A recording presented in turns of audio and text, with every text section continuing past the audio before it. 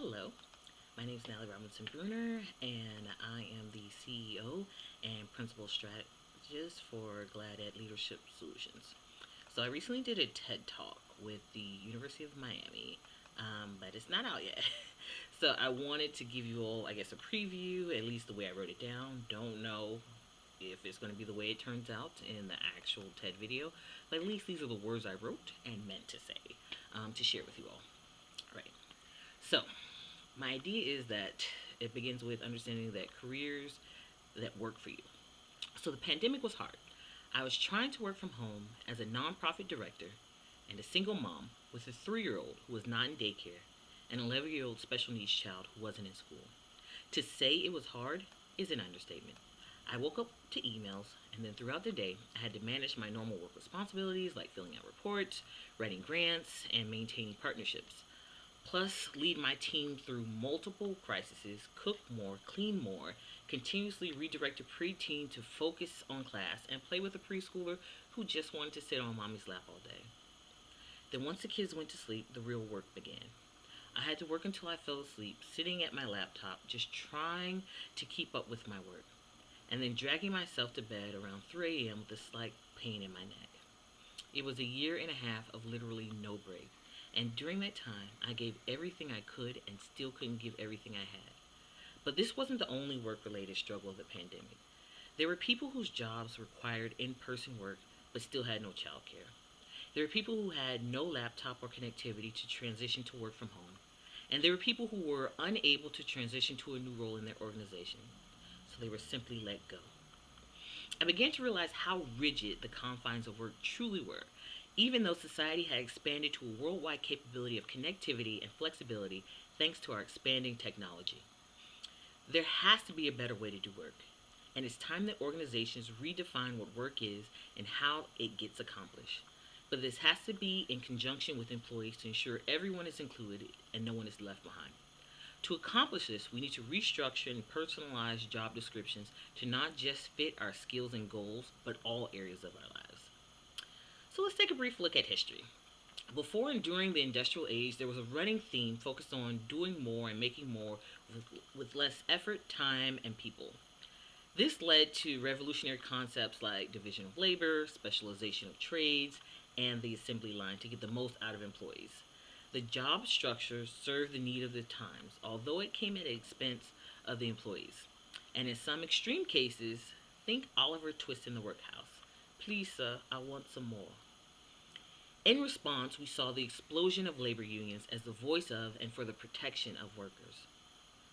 Now, with changing labor markets, globalization, increased competition, moving from a manufacturing to a service based economy, and technological advances, we find ourselves in the era of the information age.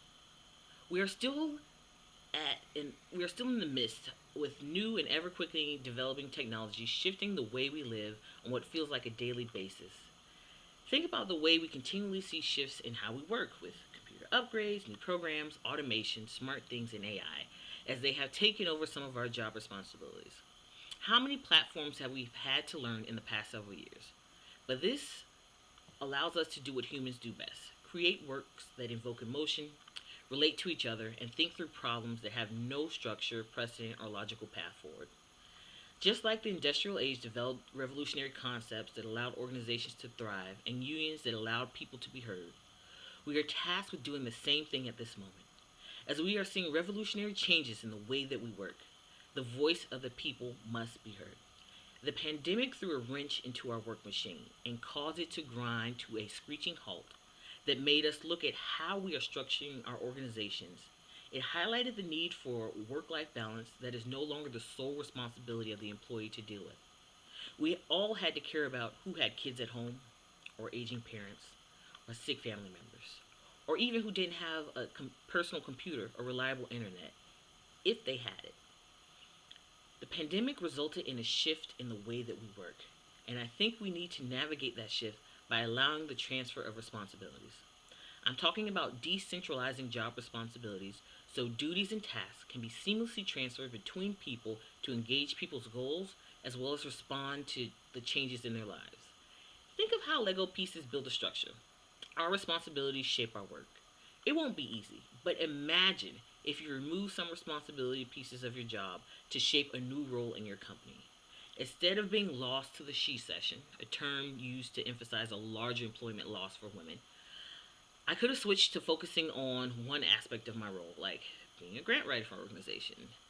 That job would have allowed me the capability to handle the increased responsibility at home and allowed someone else the opportunity to grow by taking on new job responsibilities.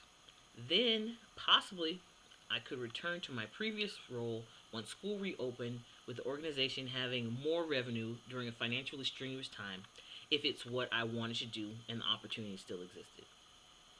Or if the person with no internet connectivity could switch to some responsibility pieces to complete other paper based work until they could get a laptop and internet.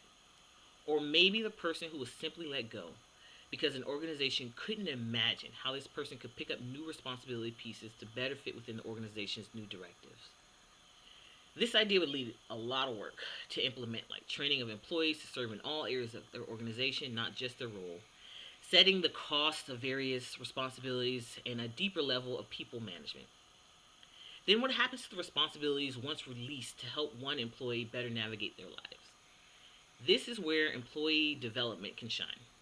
These new responsibilities can be stretch assignments that help developing professionals grow. Organizations are already contracting out responsibilities through the gig economy to fill in portions of their work needs. Why not keep it in house? Cross train employees to increase their flexibility between responsibilities. So these developing professionals will have the skills to take on additional responsibilities and move into the next phase of their careers rather than losing their talent and organizational knowledge. I mean, we have to do something that takes people's whole lives into consideration. The mass exodus of the Great Resignation is a grassroots movement. It's a low cry protest that work conditions need to change. 47.8 million U.S. workers voluntarily quit their jobs in 2021. That is the largest of such numbers ever recorded by the Labor Department. The pandemic afforded us the opportunity to sit and to think about how we want our personal world, our professions, and communities to be structured. We as society came to some realization. Social justice matters. The government needs to do more. Our mental health is critically important. And of course, work should be more than it currently is. So, what's next is the need for work to step up, to do more, and be more than it's ever been. Organizations have to reimagine what work brings to the table. It has to be more than a transactional relationship of a paycheck for its skill and time. It has to fit in people's lives. That's what's next are the organizations who learn to pivot and fit into what people need. Those organizations will continue to grow, thrive, and attract new talents. And those who don't will continue to experience the great resignation, lose a lot of talent, and leave untapped genius from those who stay on the table, and of course, eventually fade away. The people have power and realize it. And it's time organizations respect that power and co create jobs that fit in their employees' lives. Tap into their passions and serve them. It's time organizations respect that people walk into their work environments as full people with identities, families, and circumstances that they should not have to turn off. It's time organizations respect that people choose what work they do. This needs to be a mutually beneficial relationship. It's time for organizations to stop holding on to the old beliefs of 9 to 5 in the office, one mold fits all work structure. Because if not, we're leaving a lot of talent on the table.